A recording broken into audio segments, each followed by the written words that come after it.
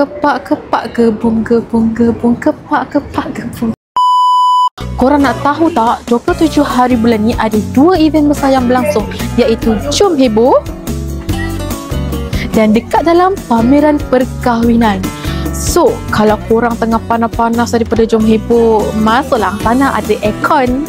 Boleh jumpa kita orang Vigo Properties di pameran perkahwinan untuk dapatkan package beli rumah untuk modal kahwin. Menarik ke menarik? So, Arisa nak tunjukkan direction untuk ke booth kami. Let's go!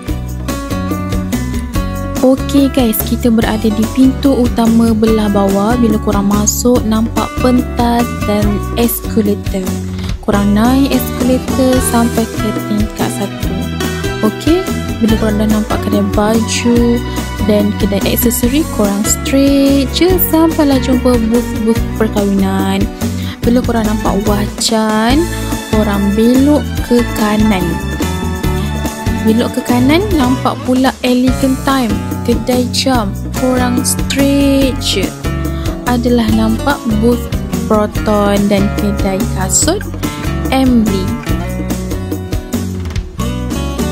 And straight je, jumpa booth Vigo Properties yang berada di depan tangga. Okey, jumpa korang di sini.